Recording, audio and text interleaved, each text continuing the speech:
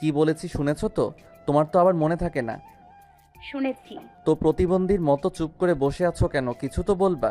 বেশি কথা বললে আপনি বিরক্ত হবেন। তোমার আজকে আবার কি হয়েছে? মুড এমন কেন? তো হবে না? আরশিয়াদের বাড়ি গিয়েছিলেন কেন? আরশিয়া সুন্দরী, তো সেই সুন্দরীকেই নিজের বউ করতেন। কে বলেছে শেরিনকে বিয়ে করতে? আসলে আপনি আরশিয়াকেই ডিজার্ভ করেন, আর আমি আপনার থেকেও বেটার কাউকে।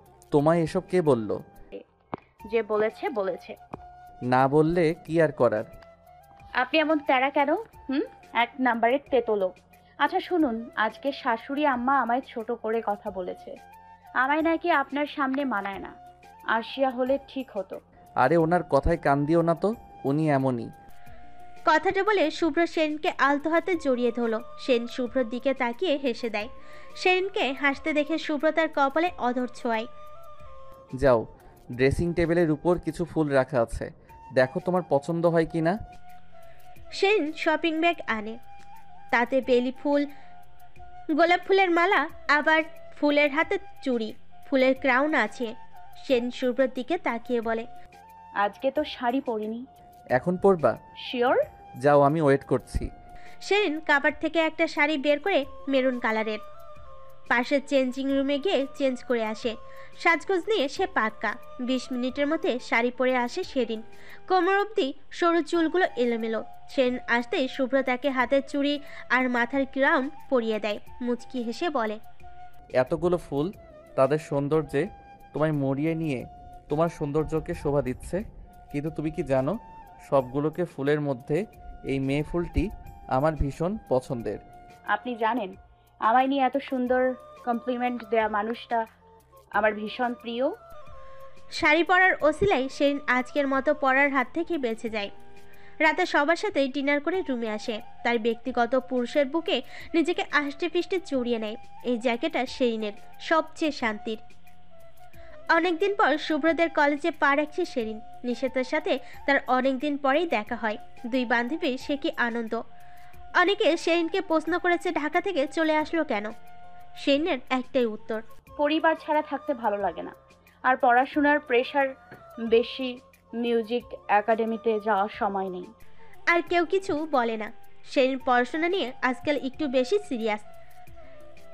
না হলে তার যেই বর, গলার উপর মাথা তার একটাও আছে, গলার উপর মাথা একটাই আছে। তবুও মাঝে মধ্যে শুনতে পাই শুভ্র বিয়ে নিয়ে গসিপ হচ্ছে। সেন সেসব শুনে আর হাসে। এভাবে সেন শুভ্রর ব্যস্ত জীবন কাটছে। সেন তার গান, পড়াশোনা, শুভ্র এসব নিয়ে সুন্দর একটা সময় কাটাচ্ছে। সেদিন রাতে ডিনার করে সেরিন কিচেনের দিকে যায়। ভেতরে জান্নাতুল ফেরদৌস হাসেন। বাকিরা সবাই অনেকক্ষণ আগেই উপরে চলে গেছে। মূলত শুভ্রর কফির জন্যই কিচেনে যায় সেরিন। পুরো লিভিং রুম ফাঁকা। জান্নাতুল ফেরদৌসকে দেখে কিছুটা সরে আসে সেরিন। সেদিকটাই আর যায় না। খাবারের প্লেট হাতে নিয়ে বেরিয়ে আসে জান্নাত। এক হাতে তার টর্চ লাইট। সেন খেয়াল করে তিনি লিভিং রুম এবং বাইরের লাইট অফ করে দিয়ে মেইন ডোর খুলে বেরিয়ে যান। সেন অন্ধকারে হাতে লাইট অন করে। পাশের একটা টেবিলে রাখা সেখান থেকে একটা ক্যান্ডেল নেয়, সেটা জ্বালিয়ে সেনও বাইরে যায়। চারিদিকে অন্ধকার, তার উপর এই সাইডে কবরস্থান। হালকা মৃদু বাতাস বইছে। মোমবাতির আলো বাতাসে নিভু নিভু হয়ে জ্বলছে। সেনের গা কাটা দিয়ে ওঠে। সে জানে না কোন দিকটায় যাবে। কবরস্থানে সোজা বাড়ির পেছনের দিকে যায় সেরিন। কিছু দেখতে পেল না সে, শুধু সাদা দেওয়াল। সেন কখনো বাড়ির পেছনে আসেনি, এই প্রথম, তাও মধ্যরাতে। মোমবাতির আলোয় সাদা দেওয়ালের সেরিনের ওবই খুবই ভয়ঙ্কর রকমের দেখা যাচ্ছে। সেন মনে মনে তোয়া দৌড় পড়ে বাড়ির ভেতরে চলে যায়। শুভ্রর কফি বানাবে কি, মোমবাতি হাতে নেই, কোনো রকম রুমে যায়। সে ভীষণ নার্ভাস। ভেতরে এসেই মোমবাতি হাত থেকে ফেলে দেয়। হাত পা ভীষণ রকমের কাঁপছে তার। সেরিনের অবস্থা দেখে শুভ্র কিছুটা ঘাবড়ে যায়। তড়িঘড়ি সেরিনকে ধরে এনে বিছানায় বসায়। সেরিন, তুমি ভয় পেয়েছো? বাড়ির পেছনে কিছু আছে। তুমি কি দেখেছো? বাড়ির পেছনে কিছু আছে। কেউ আছে বাড়ির পেছনে, যার জন্য প্রতিদিন আম্মু খাবার নিয়ে যায়। কথাটা নার্ভাসের ঠেলায় আন্দাজে ঢিল মারে সেরিন। তবে সে শিওর না।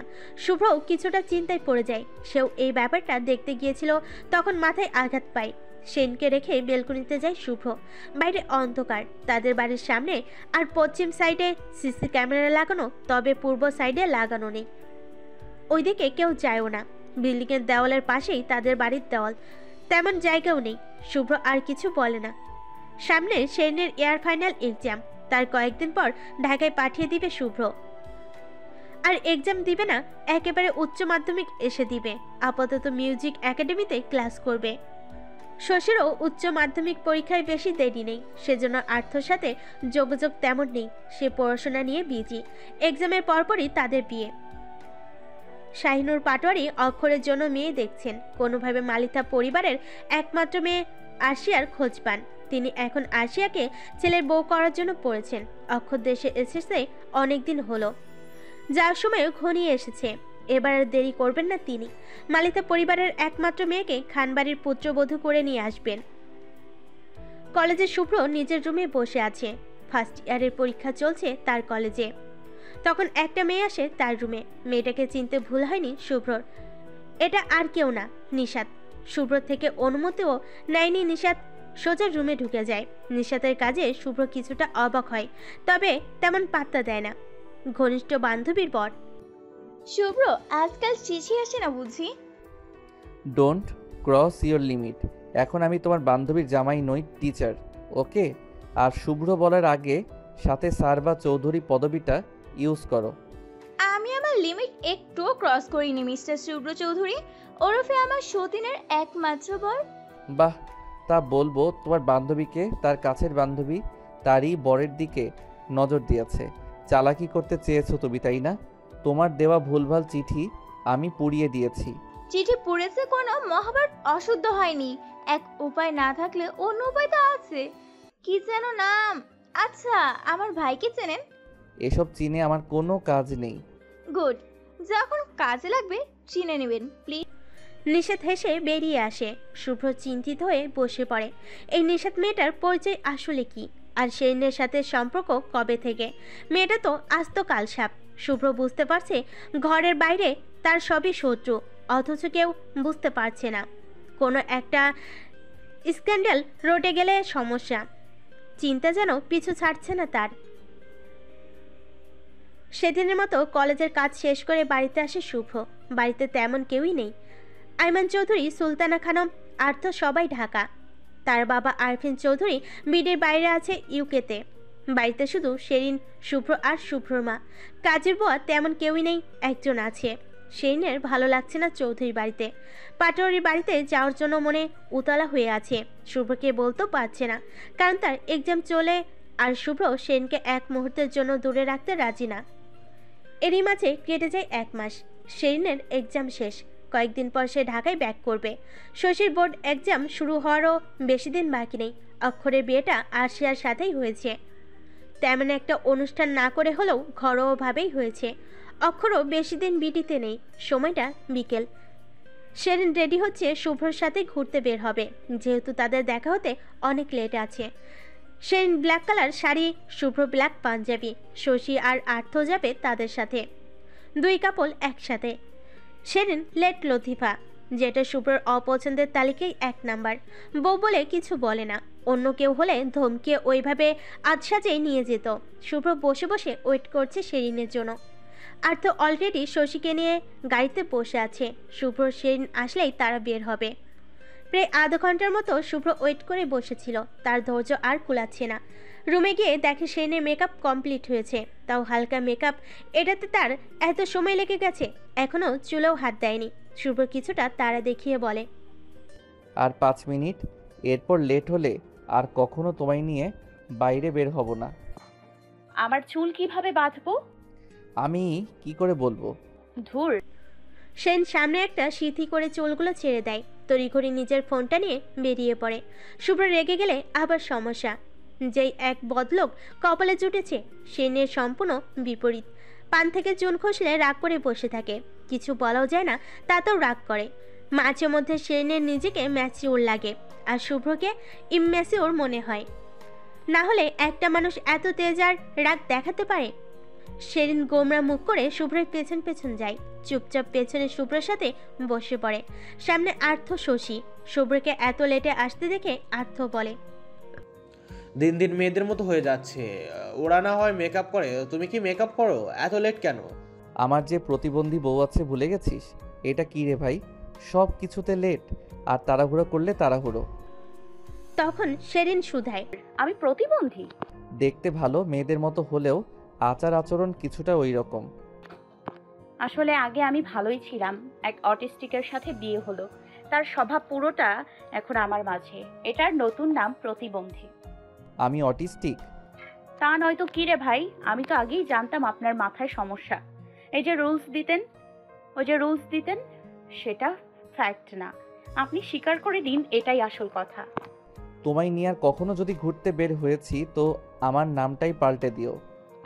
আর আমি সেদিন যদি আপনার সাথে কোথাও গিয়েছি তো আমার নামটাও আপনি পাল্টে দিয়েন। তাদের দুজনের ঝগড়া আর্থ শশী বসে বসে দেখছে। আর্থ ঝগড়া লাগিয়ে দিয়ে চুপচাপ গাড়ি চালাচ্ছে। ওইদিকে শুভ্র শেরিন ঝগড়া করে যাচ্ছে। তারা দাউদকান্দি তিতাস থানা থেকে যাবে কাশবনে। যদিও তিতাস এখন উপজেলা করা হয়েছে। বেশিক্ষণ সময় লাগেনি তাদের। তিতাস কাশবনে এসে পিকচার ভিডিও করে কিছুক্ষণ ঘোরাঘুরি করলো তারা। শরতের বিকেল, সুন্দর আকাশ, মৃদু বাতাস বেশ উপভোগ করার মতো। অনেকক্ষণ সময় কাটিয়ে তারা সন্ধ্যার দিকে রওনা হয় একটা রেস্তোরাঁর দিকে। দাউদকান্দির নিরিবিলি রেস্তোরাঁয় যায় তারা। সেখান থেকে হালকা খাওয়া দাওয়া করে বেরিয়ে পড়ে। বাড়ি ফিরতে ফিরতে প্রায় 9টার উপরে বেজে যায়। আর্থ শেরিন শুভ্রকে গেটের সামনে নামিয়ে দিয়ে শশীকে পাটোয়ারি বাড়িতে দিয়ে আসে। শুভ্রর সামনে সেন কিছুটা পেছনে বাড়ির ভেতরে প্রবেশ করবে। তখনই শেরিনের চোখ যায় কবরস্থান আর বাড়ির পেছনের দিকে। সে তো ভুলে গিয়েছিল সেদিনের কথা। শুভ্রর প্যারাই আর মনে থাকে নাকি এত কথা? কয়েকদিন পর তো ঢাকায় চলে যাবে, আর কবে দেখবে বাড়ির পেছনের রহস্য? আনমনা হয়ে ভিতরে যায় শেরিন। বাকিরা লিভিং রুমে, কেউ আসছে তো কেউ বসে আছে। আরফিন চৌধুরী বিডির বাইরে আছেন। আইমান চৌধুরী এবং সুলতানা খানম ঢাকা থেকে বাড়ি এসেছেন কয়েকদিন হলো। শুভ্র তাদের সাথে বসে কথা বলছে। সে নিঃশব্দে উপরে যায়, ফ্রেশ হয়ে বিছানায় গা এলিয়ে দেয়। আজকাল এত প্রেশার ভালো লাগছে না তার। পড়াশোনা, আবার মিউজিক একাডেমি, তার উপর রেজাল্ট খারাপ হলে শুভ্র তার খবর করে দিবে। পড়াশোনা যেই কঠিন, শেনের ফিউচার বাদ দিয়ে রান্না করতে মন চাচ্ছে। শুভ্রকে বলতে মন চাচ্ছে পড়াশোনা করব না আমি, এসব ভালো লাগে না। তার উপর ইন্টারের পড়া যেই কঠিন, প্রাইভেট আর ল্যাব ক্লাসে দৌড়াতে দৌড়াতে জীবন অর্ধেক তেজপাতা। শুভ্র তার জামাই ভালো হলেও টিচার হিসাবে আজও বজ্জাত রয়ে গেল। একটা রুলসও চেঞ্জ করেনি। অবশ্য এখনও শুভ্র 14 গোষ্ঠী উদ্ধার করতে ভুলে না শেরিন। শুভ্র রুমে এসে দেখে শেরিন চিত হয়ে পড়ে আছে। ঘড়ির কাঁটা 9:30। আজকে পড়াশোনা হয়নি শেরিনের, সেটা শুভ্রর মনে আছে ভালো করে। ফ্রেশ হয়ে শেরিনকে ডেকে তুলে শুভ্র। ভীষণ টায়ার্ড শেরিন, তাও উঠে বসে। কখন আবার এ লোকের টেম্পারেচার গরম হয়ে যায়। কফি আনবো নাকি এখন? পড়ালেখা নেই? আমি বিয়ে করেছি কি লেখাপড়া করার জন্য নাকি? এই দেখুন, আমি একটা মানুষ, রোবট নেই। এই বালের পড়াশোনা আমার জন্য না। প্লিজ আমায় মন দিয়ে সংসার করতে দিন। পড়াশোনা করতে চাই না আমি। কমপক্ষে উচ্চ মাধ্যমিকটা তো দিতে হবে। তাহলে ঢাকায় পাঠানোর দরকার নেই, এত প্যারা আমি নিতে পারবো না। 1 বছরের কোর্স করো না, তারপর না হয় চলে এসো। ভাল লাগে না তো। আচ্ছা চলো তোমায় গল্প শোনাই। শুভ্রর কথায় শেরিন মাথা নাড়ে। শুভ্র হাত পা ছড়িয়ে ছিটিয়ে শুয়ে পড়ে, তার হাতের ওপর শেরিনের মাথা। শুভ্র তখন বলে, জানো তো, আমি যখন ছোট ছিলাম তখন আমার আম্মুর এত আদরের ছিলাম। আমার আম্মু না তখনকার একজন অভিনেত্রী ছিলেন। আমার বাবা আর মায়ের বিয়েটা লাভ ম্যারেজ ছিল। তাদেরও সুন্দর একটা গল্প ছিল। তবে আমার আম্মু তার ক্যারিয়ার বিয়ের পর সব ছেড়ে দেন, নিজের সংসারে মনোযোগ দেন। কি জানি এতে এত সুখ কার নজর লাগে। আমি যখন দেশের বাইরে চলে যাই তার 2 মাস না যেতেই আমার আম্মু নাকি রোড অ্যাক্সিডেন্টে মারা যায়। আদৌ এর সত্যতা আমার জানা নেই। তারপর শুনলাম বাবার জীবনে নতুন নারী আসলো, অবশ্য আমার দাদিনের জন্য, যদিও সে আব্বুর নতুন বিয়ের 6 মাসের মাথায় গত হন। জানো তো, আমি না ভীষণ হার্ট হয়েছি। আমার বাবা তো আমার মাকে ভালোবাসতো, তাহলে কি করে এত সহজে নতুন কারোর সাথে জীবন বেঁধে নিল? আমি গ্র্যাজুয়েশন কমপ্লিট করে বিডি আসি। অবশ্য আমার দাদার ইচ্ছেতে টিচার পদটা বেছে নেই। আমাদের কলেজের অনেক বেশি নামডাক আছে, ছিল। মাঝখানে একটু সমস্যা হয়, তেমন দায়িত্বশীল ব্যক্তি এটার দায়িত্ব নেয়নি। র্যাগিং, রাজনীতি কিছুটা ঢুকে পড়ে। আমি যখন জয়েন করলাম তখন সবটাই চেঞ্জ করার চেষ্টা করি। আমার বাবা, আমার পরিবার রাজনীতির সাথে যুক্ত, তবে আমি ছাত্রদের কোনো দল বা লীগ করে দেই না। ওদের ক্যারিয়ার গড়ার বয়স এখন। আমার বাবার পেছনে দৌড়ানোর দরকার নেই, তার জন্য যথেষ্ট মানুষ আছে। আসলে তোমরা বলো আমার মাথায় প্রবলেম, আমি উল্টাপাল্টা রুলস ক্রিয়েট করি। এটা আমি আমার স্টুডেন্টদের ভালো ভেবেই করি, তাদের একটা সুন্দর ভবিষ্যতের জন্য করি। আমি আসলে এতটা রুড ছিলাম না, তবে সব ঠিকঠাক করার জন্য একটু তো রুড হতেই হয়। এত সব কিছুর পরেও আমার সুন্দর একটা মন আছে, যেই মনে বসত করে একটা মেয়েফুল। মেয়েফুলটা আমার ভীষণ প্রিয় অর্ধাঙ্গিনী। সবই বুঝলাম, আসেন এবার আদর করি আপনায়। শেনের কথায় শুভ্র তার দিকে তাকিয়ে বলে, তুমি আসলে একটা ঠোঁটকাটা সেরিন, মুখে কিছু আটকায় না। এই আপনি কি পরপুরুষ? দেখুন আপনি আমার বিয়ে করা জামাই, তো আপনি আদর না করলে কাকে করব? পড়াশোনায় মনোযোগ দাও। সেন মুখ ভেঙচি কাটে, সেই সাথে পড়ালেখার 14 গোষ্ঠী উদ্ধার করে। কি এক পড়ালেখার ভূত তার বরের মাথায় ঢুকলো, তার জীবনটা তেজপাতা করে দিচ্ছে। শুভ্র সেনের দিকে তাকিয়ে রয়, জানে সেরিন তার 14 গোষ্ঠী ধুয়ে মুছিয়ে দিয়েছে অলরেডি। কিছু বলাও যায় না। মেয়েটাকে মনে মনে এই পর্যন্ত কত হাজার গালি দিল যে হিসাব নেই তার।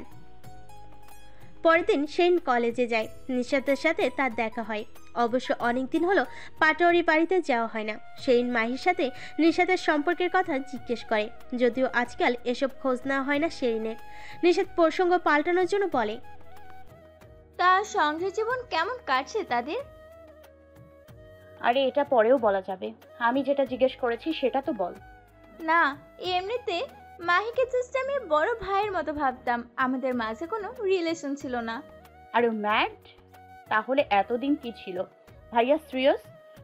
এই কোনো ম্যাচিওর ভালো ছেলেরা প্রেম করতে আসবে না, তারা ডিরেক্ট বিয়ে করবে, লাইক শুভ্র স্যারের মতো, সবটা হালাল ভাবে। এইসব 2 দিনের দুনিয়ায় প্রেম আবার কি? যা, তোকে আমার ভাইয়ের বউ বানাবো না। হতে চাইও না। নিশাতের কথাই সেরিন বেশি পাত্তা দেয় না। হয়তো রাগ করে বলেছে। দুজনেই ক্লাস শেষ করে বাইরে আসে। ঢাকায় যাচ্ছিস কবে?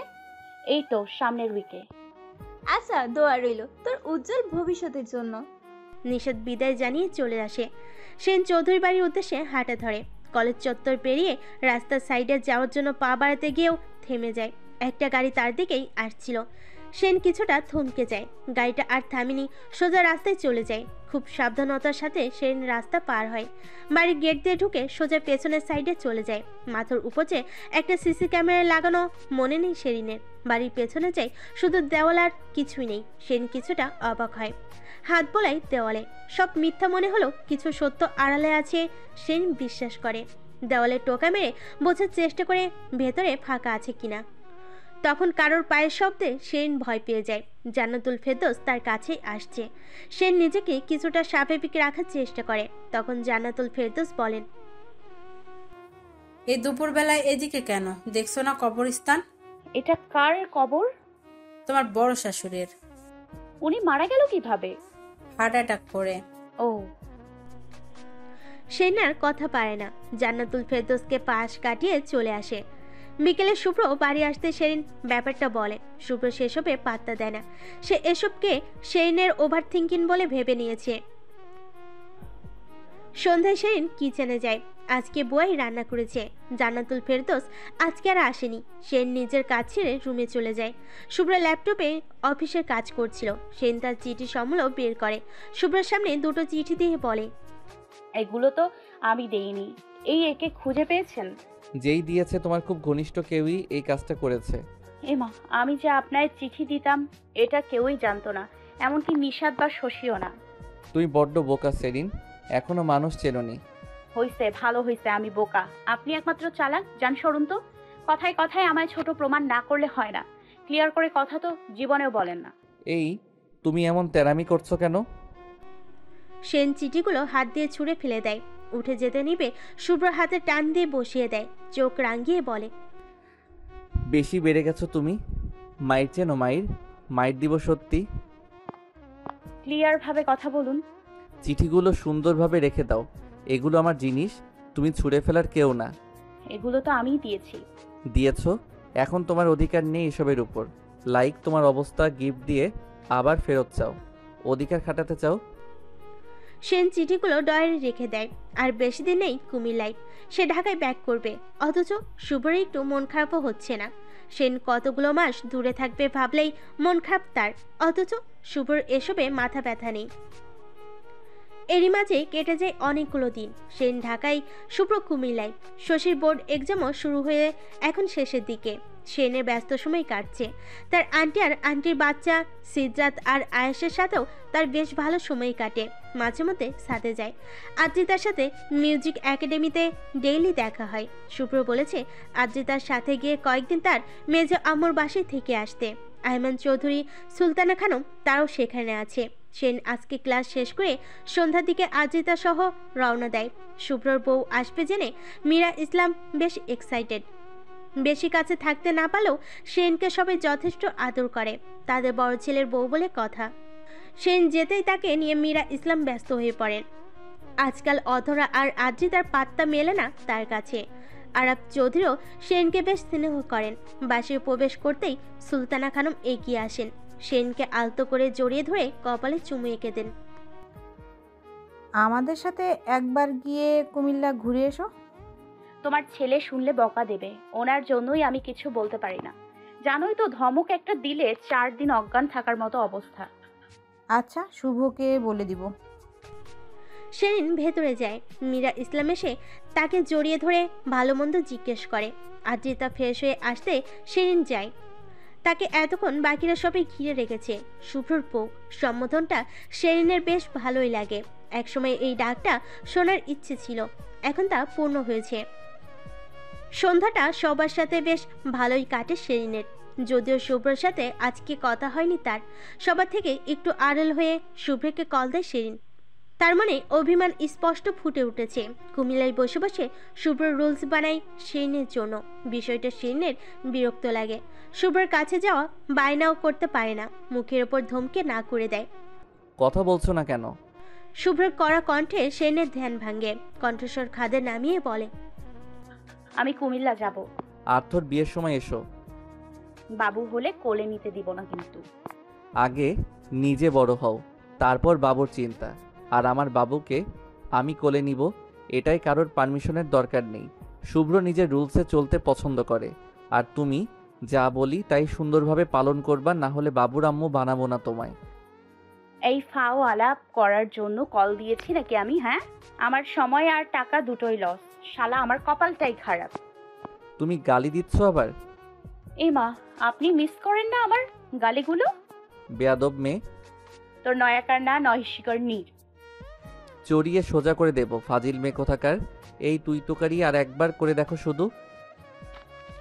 কি করবি বল? হ্যাঁ, তোকে আমি ভয় পাই না, একদম ভয় পাই না। আমি সত্যি কুমিল্লায় যাব, দেখবো তুই কি করতে পারিস। আর তোকে বলছি, চোখ এদিক ওদিক কোনো মেয়ের দিকে গেলে তোর চোখ তুলে এনে স্যুপ বানিয়ে কাঁটা চামচ দিয়ে খাবো। এই তুমি আমায় থ্রেট দিচ্ছ? ভাগ্য ভালো থ্রেড দিচ্ছি, এখন অবধি তোর মাথায় থাপ্পড় দেইনি। এই তুই এসব আজারা রুলস কোথা থেকে আমদানি করিস বলতো?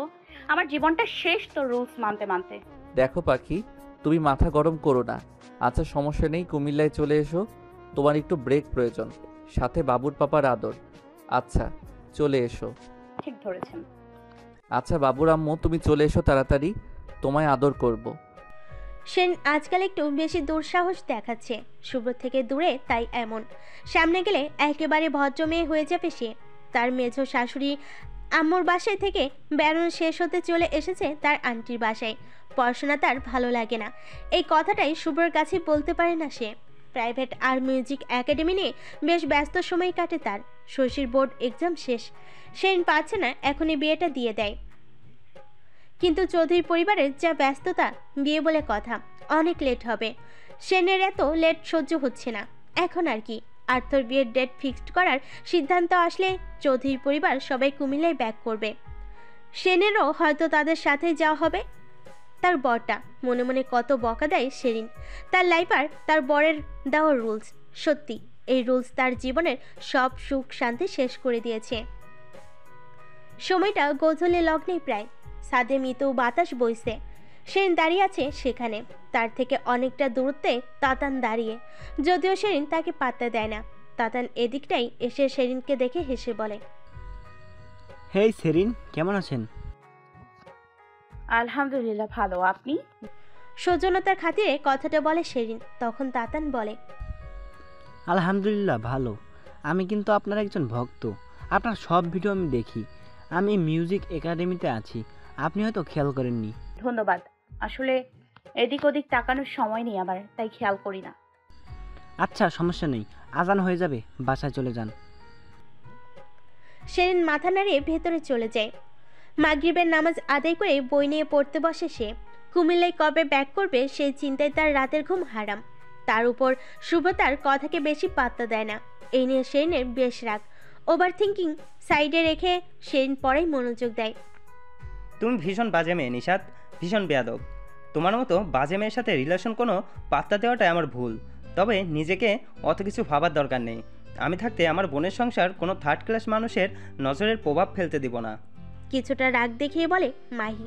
মাহির কথাই নিশাত পাল্টা শুধায়। তুমি নিজেই একটা ফালতু মাহি।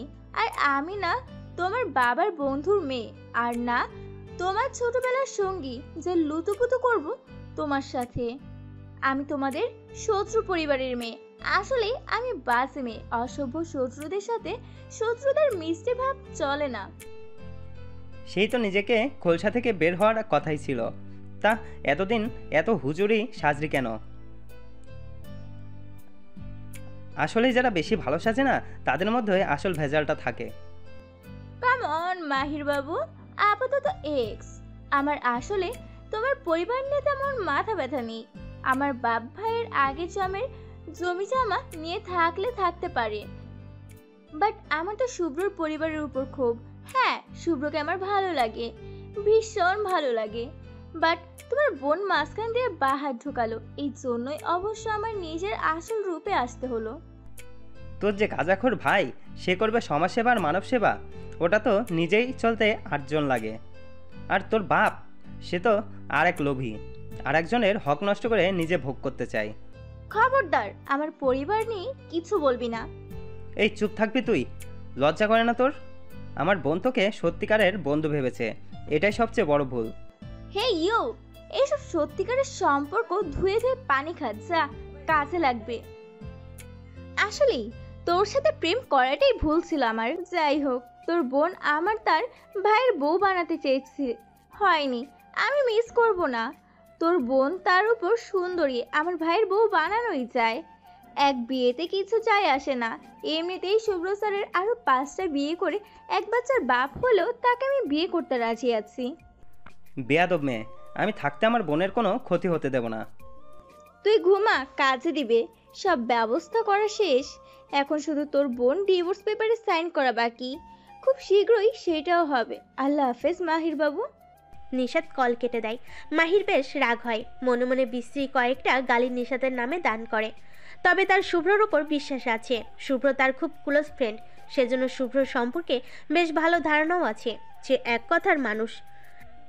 আর শুভ্র যেহেতু কথা দিয়েছে সেরিনকে আগলে রাখার, সে তো আগলে রাখবে, যতই যাই হয়ে যাক না কেন। শুভ্রর এই ব্যাপারটা বরাবরই মুগ্ধ করে মাহিকে। দেরি না করে শুভ্রকে কল দিয়ে কিছুক্ষণ কথা বলে মাহি, তবে নিশাত নিয়ে একটা শব্দ উচ্চারণ করে না সে। সারাদিনের ব্যস্ততাকে ছুটি দিয়ে সেরিনকে কল দেয় শুভ্র। কল রিসিভ হতেই সেরিন সালাম দেয়। শুভ্র সালামের জবাব দিয়ে বলে, পড়াশোনা কেমন চলছে? সে তার মতো চলছে, আমি আমার মতো। আর আমার খেয়ে দেয়ে কাজ নেই, কে কিভাবে চলছে সেটার খোঁজ নেয়ার। ফাজিল, তোমার পড়াশোনার কথা বলছি আমি। কুমিল্লায় নিলে বলবো পড়াশোনার কথা। এই জন্যই তোকে কুমিল্লায় আনতে চাই না আমি। ফাজিল মেয়ে একটা। এই তোর কুমিল্লায় কি রে? হ্যাঁ, এত কিসের তারা আমার কাছে আসার জন্য? চুপচাপ মন দিয়ে পড়াশোনা কর। এই, আপনি তুই তুকারি করছেন? তোর থেকে শিখা এটা। খারাপ লাগছে না? আমারও লাগে যখন তুই আমায় তুই তোকারি বলে কথা বলিস। আর বলবো না। Next line please. ভালোবাসি। তো ব আকার ল। এই জন্যই তোমার সাথে কথা বলতে চাই না। দিন দিন নির্লজ্জ হয়ে যাচ্ছ তুমি। কথায় কথায় গালি না দিলে হয় না তোমার? আর এত ভালোবাসা কি? হ্যাঁ, দিন দিন ফাজিল হয়ে যাচ্ছ। এখন এই মুহূর্তে গালি দেওয়ার কারণে তোমার ভালোবাসা গ্রহণ করলাম না। এই, আপনি আমায় ছোট করলেন? একটা কথাই বলবো, লজ্জা নারীর ভূষণ। তো আপনি তো লজ্জা পান, আমারও তো লজ্জা পেতে হবে না। আর দুজন লজ্জা পেতে হবে এমন কোনো কথা নেই। আমি লজ্জা পেলে আর বাবুর আম্মু হওয়া লাগবে না। দেখবেন আমাদের পরে যারা বিয়ে করবে 2 মাস না যেতে তারাও ট্রিপল হয়ে যাচ্ছে। আমাদের 2 যুগ গেলেও কিছুই হবে না। শুনুন না। সেন ফোনের স্ক্রিনে তাকিয়ে দেখে কল অনেক আগে কেটে গেছে। শুধু শুধু সে বাক্য ব্যয় করলো। প্রচুর রাগ হয় শুভ্রর প্রতি। 7-5 না ভেবে সব জায়গা থেকে ব্লক করে দেয় শুভ্রকে, এমনকি তার আন্টির ফোন থেকেও ব্লক করে দেয়। রাতে ডিনার করে ঘুমানোর জন্য রুমে আসে শেরিন। বিছানায় গা এলিয়ে দিতেই তার শান্তি শান্তি ফিল হচ্ছে। শুভ্র রাগ দেখিয়েছে, এখন সে ব্লক করে দিয়েছে।